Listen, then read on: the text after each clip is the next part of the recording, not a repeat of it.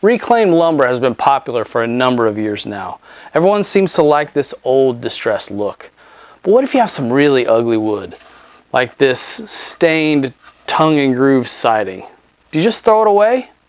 Today I'm going to show you how you can take this seemingly useless wood and turn it into usable lumber like this, which can be used for an outdoor project like this elevated planter.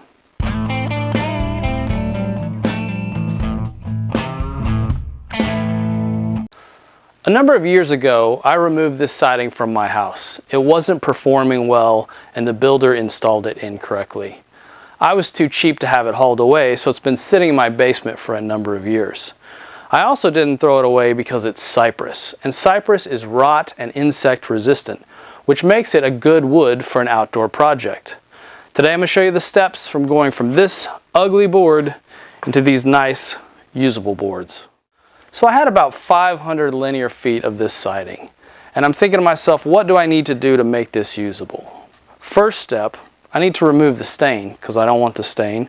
I need to remove the tongue and the groove, but I also need to remove any loose knots or large knots that are going to make that particular board unusable.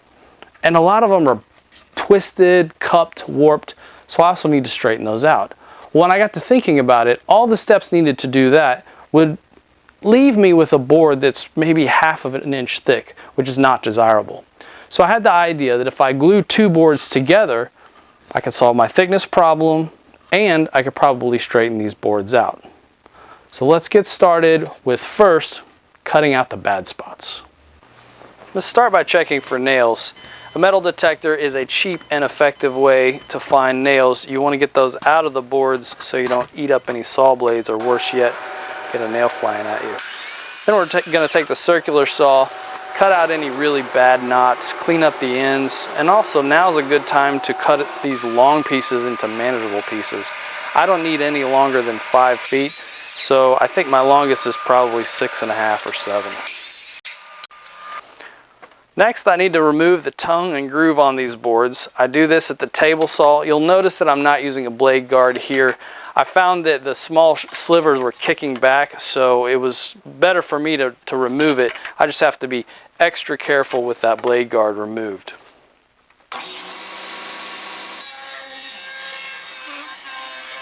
Now this next step is a bit counterintuitive.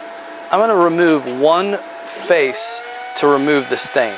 Most woodworkers would start by jointing one face, but I'm not trying to get a square or a straight board face here. I just need a flat board so I can glue two faces together. If you don't have a planer, you can attempt to sand the faces. I would use maybe 40 or 60 grit sandpaper and an orbital sander or a belt sander. You just need a flat face across the board. Don't worry about boards that are curved or twisted along their length. Those will straighten up on glue up.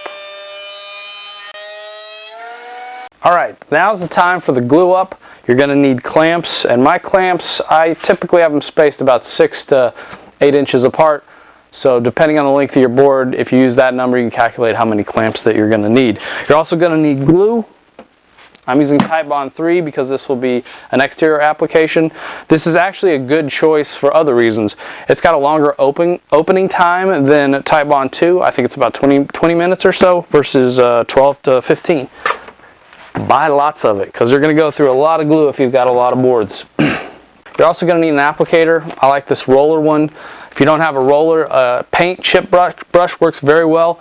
If you go that route, get a little container of water, put the brush in there. You can reuse it the next day. It won't dry out on you. Now, we don't want to go too crazy. If we get a ton of squeeze out, we run the risk of our boards sticking together, and I don't mean the two that you're gluing. I mean a pair of boards that are gluing sticking to the next pair. Because what you're about to see is that I'm going to glue up multiple pairs in the same set of clamps.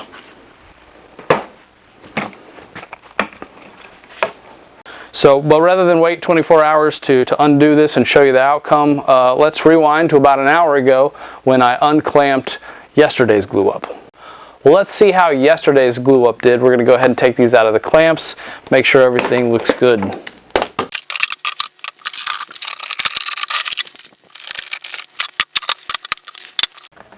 Now occasionally some of these may stick together.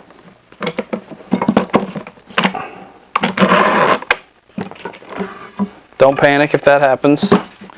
I'll show you a little trick.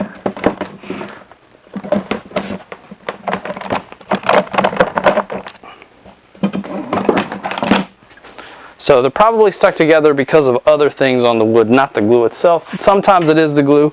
Just take a mallet. They usually break apart. Even if you got a little glue on there, a mallet usually takes care of that. So after the glue up is complete, I now go to my joiner to get a mostly flat face and one straight edge. I'm not real careful here. I'm not trying to get a perfect 4 square board. I just need to be able to size these at the table saw using one straight edge. I'm taking a fairly deep cut on the edges to remove any dried glue, and after I have one relatively straight edge, I go to the table saw and I cut another straight edge on the other side, and then I set my final board width, flip the board around, and make the final rip cut. If you don't have a joiner, stick around and I'll show you how to do this with just a table saw. Finally, I run all the boards through the planer. I change sides each time I reduce the thickness. There's a lot of planing here, but once I get to 1 inch thick, then I'm done. And here's what we end up with after all that labor.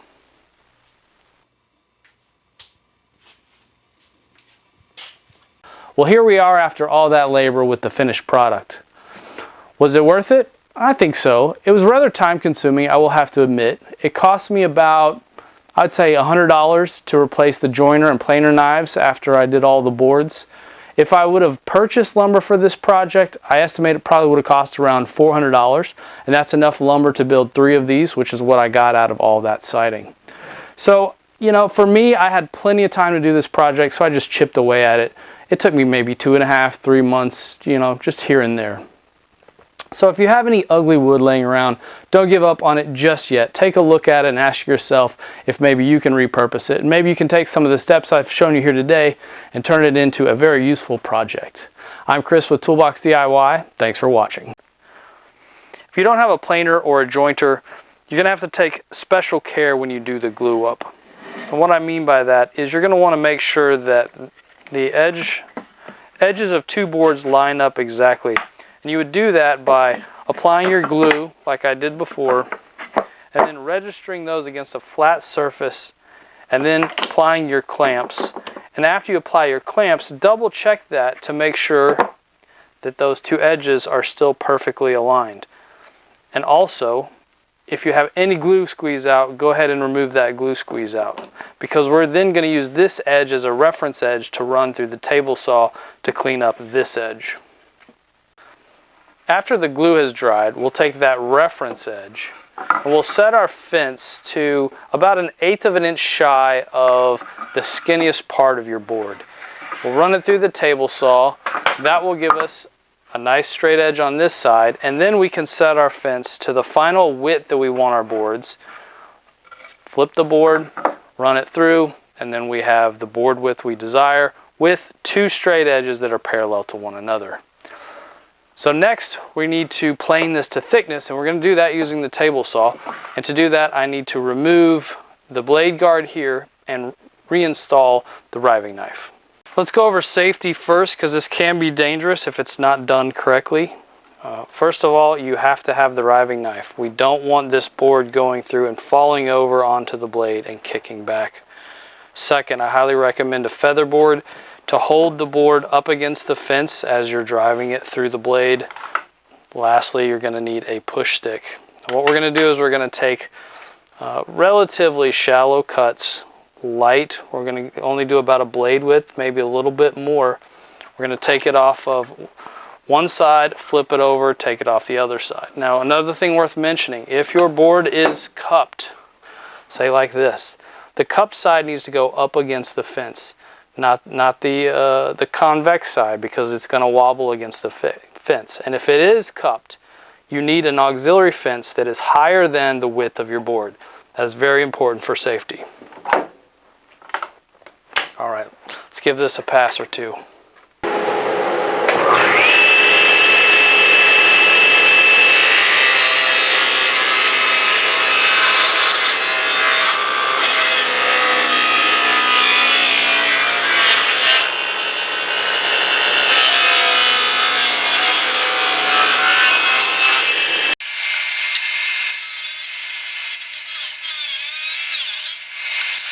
our blade.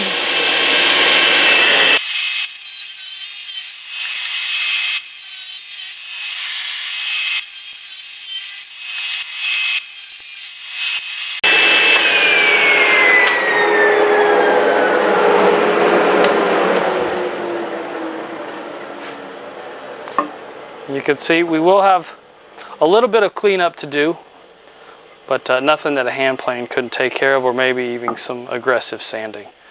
And you can do that on both sides as you get it to the thickness that you want. Now you notice I took a lot of passes there. I took aggressive cuts and I was taking a lot off. If you go shallower and maybe take a little less material off, you can go through it much more quickly. Or if you have a very powerful saw, you can take deeper cuts, take more material off, and not have to flip the board as many times. That's all there is to it.